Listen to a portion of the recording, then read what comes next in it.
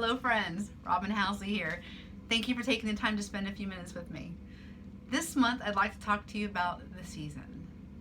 I'm not talking about the season we just survived, the pre-Christmas holiday season with the decorations for Christmas trees coming up before Thanksgiving and Halloween, or the New Year's Eve celebrations where the party hats were in the same aisle with the turkeys way before season. We're actually getting to Christmas, getting to New Year's, and then surviving all that time, chaos, and all the struggles that come with that. I'm not talking about that season. I'm talking about resolution season. So here we are, beginning of a new year. I get it. New year, new me, right? We hear it. We all have a calling and an inclination that we should do something new. We should start something new. This is the great time to seize the moment and change something, right? So we look back over a year and we're like, I don't want another year like that. There are things I can do better. So we sit down during this time in the holiday when we have a little bit of downtime sometimes, and we think about, boy, I really could change this. This year, I'm going to the gym. I'm going to the gym every day. Every day I'm going to the gym. I'm going to work out every day. I'm going to journal every day. I'm going to meditate for 30 minutes a day. I'm going to track everything I put in my mouth down to the little bit macronutrients that we know we're supposed to be tracking to. I'm only going to eat whole foods. I'm only this, I'm only that. I can do this. And this is great. We should assess where we are. We should assess some of the things that we're doing to identify where we feel could be places we can do better. I'm all for that. You guys know me. I'm a proponent of transformation. Here's my problem. My problem is we get to the new year and everyone wants to reset and do everything now. New year, new me, right? I got my list. I have a dozen things on my list. I want to do all these things. Well, you know, that works for the first week. We get up, we go to the gym on the 2nd of January because nobody does anything on the 1st of January. We get up and we go to the gym. So excited. We jump out of the car. We run into the workout area. We climb on that treadmill and we're hiking our way to the top of that imaginary ski slope with all the beautiful things that you reach at on level 8 incline on the treadmill. We get it. We get done. We're sweating. We feel good. We go home. We journal about our accomplishments. We spend time that day. We meditate. We downloaded all the apps. Got the app for how to stay calm. Got the app for tracking all my food. Got the app for walking me through guided meditations through the fan-fluted-filled journey through the peaceful place we get to. We have all these things. We're doing these things day one. That's great. We feel accomplished. Day 2, we get up. We do most of the things on our list, right? Because life happens, guys. We have our daily life that we're still dealing with. We're coming back from the holiday chaos. You know, we're just getting back to normal. And now you want to add in a dozen new things into your daily schedule. And big things. We don't think about doing little things. We think about doing great big things and these huge goals for ourselves. It's important to have goals. But you have to have goals that stretch you, but are also attainable for you to accomplish. You can't, especially when we're talking about changing yourself, changing things you do on a day-to-day. When you start looking at these habitual changes, the things we want to change or incorporate into our life over the long haul, these things you have to set yourself up with phases to get there. It's unrealistic to think that I can add 12 new great big honking things into my daily life. It's impossible. I can do it for a short while, but something else is suffering while I do that.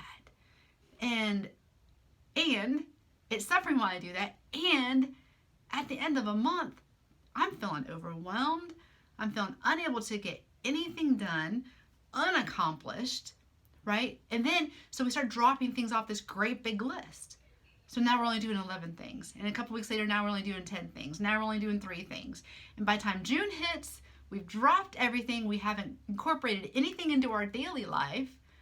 And we feel worse than we did at New Year's because now not only did we weren't doing those things, now we tried and failed. You don't have to do that. You don't have to live like that.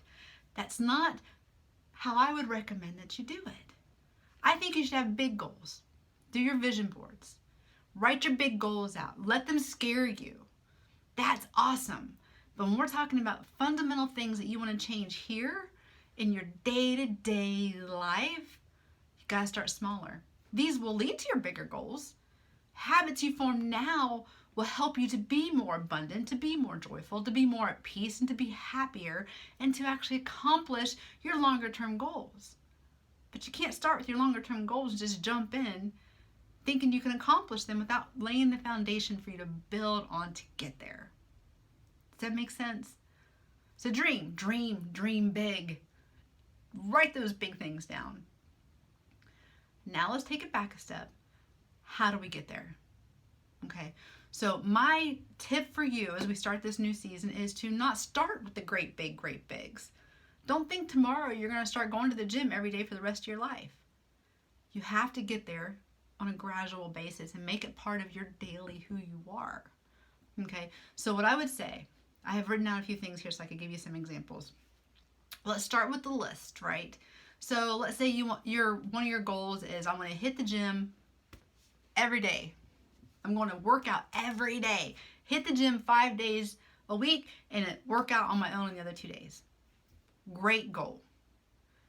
You got kids, you got a job, you got a husband, you have a life, you have things you already do every day that take time. Okay?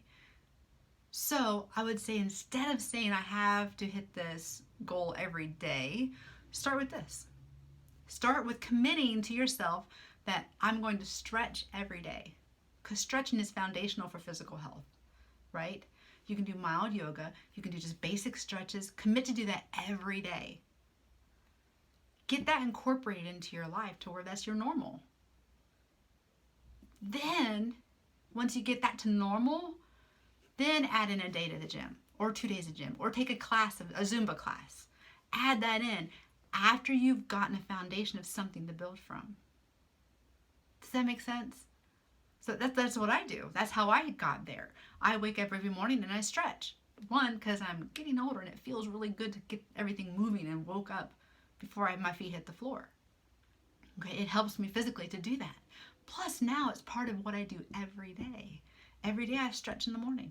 Every day I stretch in the morning. And then once I did that, had that as part of my daily life, then I added in trips to the gym. I lift weights 3 days a week.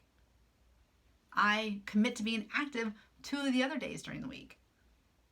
And I stretch every day. But I built to that. Okay, so that's one example. Another example is eating healthy and tracking, right? I'm going to eat better. I'm going to lose weight. The exercise helps there. Stretching will help there. But I'm going to lose 50 pounds by the end of the year. And one of those things I wanted to do to get me to that goal is to track my food. Great. You should know what you're eating. Okay.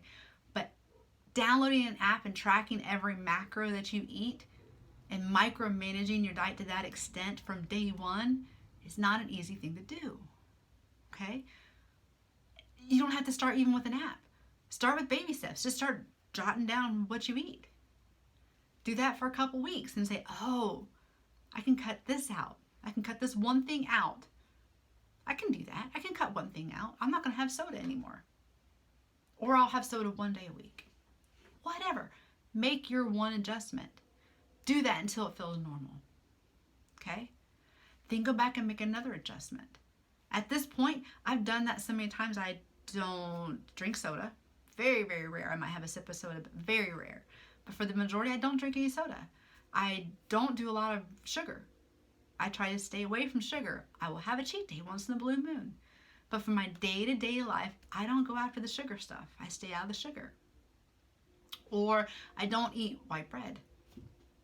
Right? Little steps, but I added those one at a time. I didn't start day one cutting out sugar, cutting out soda, cutting out white bread, cutting out potato chips, cutting out French fries. I didn't start there. I got there. After my first restriction became normal, started to feel normal, then I added to it. This is all I'm talking about. We know some of the things we're supposed to be doing. Just getting there seems so overwhelming. Baby steps. Take the baby steps. Meditation, another fantastic necessity for overall health and well-being. You have to find quiet. Take all the chaos and quiet it down. Your body physiologically responds to that with different chemicals than you have in your body when it's chaotic. Your body needs both, but it needs quiet to be able to do that. You need to find peace. So your body will release the dopamine and the good feeling drugs to your body because your cells need it. But you're not going to start day one with meditation sitting down, download an app, right? Because we all have the apps, sitting down for 30 minutes and meditating. I still don't meditate for 30-minute spans at a time. I find it difficult.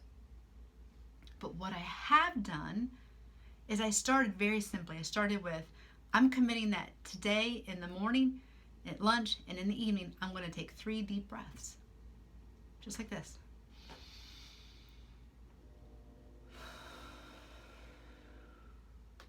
3. Take seconds.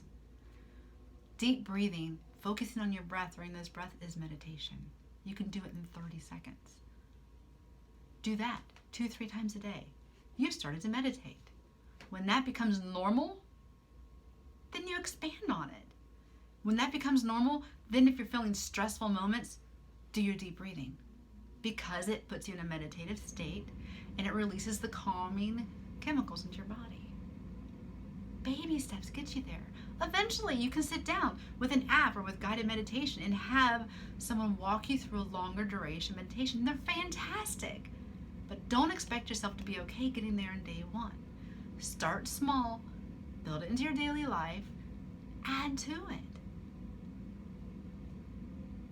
After a year, you'll be amazed at how much you've been able to incorporate as part of your new normal. That's the key. You have to figure out what you can incorporate into your normal so you'll keep doing it. None of these things are things you should do once and be done with it. You shouldn't diet for 30 days. You should change your eating habits for a lifetime. You shouldn't deep breathe for a month. You should turn it into a meditative habit because it's healthy and good for you. You shouldn't work out your body or stretch really hard for 30 days out of the year. You should do small things every day that you can do. That's the key. It has to be changes in you. If you truly want to look back in a year and say, I've made some significant changes, you got to start with the small things. Start with the small things.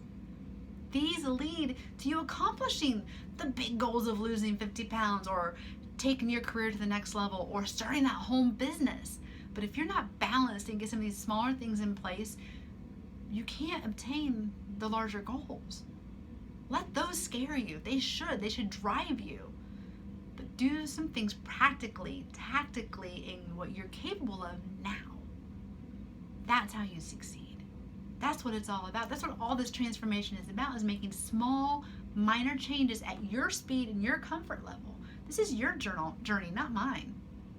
Mine's taken me 15 years to get here. Some years were faster, some years I didn't do anything.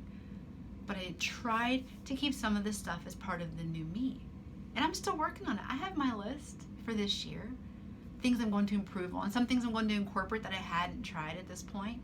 Because where I am before making those adjustments is the normal. That's my normal. So I assess my normal and I'm like, okay, I can add these things now. Small, incremental things. And not all tomorrow, not all today. Some might happen in June. But I have a plan. So you have to look at this. You have to set yourself up for success. You have to identify the things you want to work on. Identify the things you can do now to build to those things. And that's what I want for you, because I want you to be successful. I want you to have that year of transformation. I want this year to be the year of the new you. Because if you don't change things today, your tomorrow's going to look like your 2 years ago did. And I know I'm happier now than I was 2 years ago. I know there are things you want to change. You don't want the same life you've had for 2 years. You want to have something different. Well, you have to make those changes to do that. And I'm telling you today, set up the big goals and the small things to get you there that you can do now. Change the new you. Change your normal so you can be the new you. And I wanted to share that. It was heavy on my heart. I've been working with a few of my girlfriends over the last couple weeks trying to get them there, because they have large goals and I want them to succeed, but I also don't want to be talking with them in June and dealing also with not changing like they wanted to change, but also feeling like crap for not accomplishing anything. Every small step forward is a small step forward. Every little habit you can change in the you for today and the you for tomorrow is a step forward. Little steps add up to the big goals. So do that. Give yourself a break. Give yourself a plan. Think about it, set it down, and do it. And that, my friends, is the message I wanted to share with you at this time in our season as the new year approaches. And I hope something in this message resonated with you and could help you on that journey. And I'm always here to help, so you all know how to reach me. So please don't hesitate if you want me to help you walk through. I want to achieve this. Where should I start? I'm happy to help. Let me know what I can do. And I know you can do it. I have faith in you. I've seen you guys grow already so much. And I know you can take this next step. So you have my love. Thank you so much for spending this time with me. And here's to the new normal you. Bye-bye.